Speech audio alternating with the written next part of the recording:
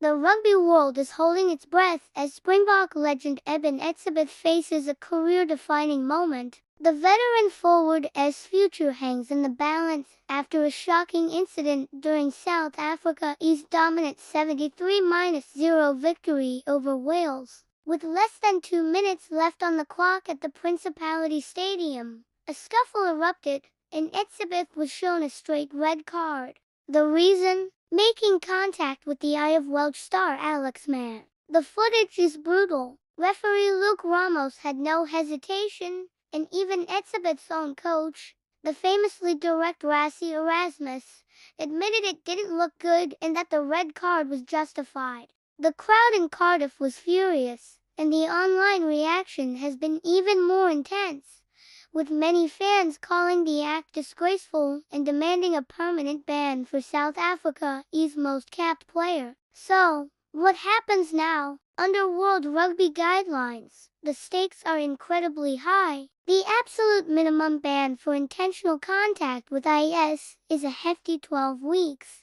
But if the act is deemed to be at the top end of seriousness, we could be looking at a suspension of 24 weeks or more. For the most severe eye-gouging offenses, the ban can be up to 4 years, which would effectively end the 34-year-old's illustrious career. Everyone expected a swift decision. Etzebeth was summoned for a disciplinary hearing, and a verdict was anticipated by Wednesday. However, the saga has taken a dramatic and unexpected twist. The hearing, which was scheduled for Tuesday, turned into a marathon session lasting nearly 5 hours. Reports from South Africa, specifically from Network 24, suggest that the disciplinary panel is completely deadlocked.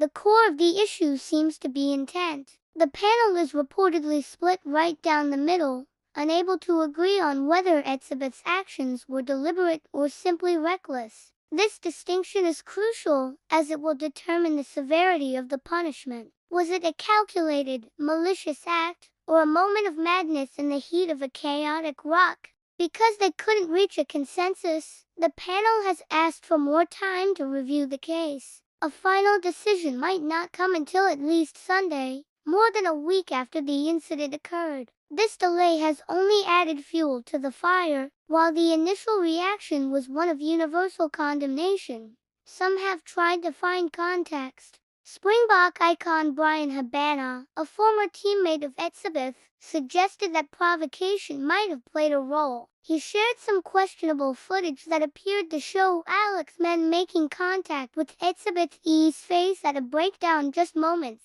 before the red card incident. However, this defense quickly came under scrutiny. Habana faced accusations of sharing doctored images to support his argument. Crucially, Alex Mann himself was not cited for any offense from the match, which seems to weaken the provocation claim. After the final whistle, Mann was seen confronting Etzebeth again, clearly still incensed by what had happened on the field. Rassie Erasmus, while initially calling for a lengthy sideline spell for his player, also hinted at potential provocation, stating he wasn't sure how it happened and why it happened, whether it was provoked.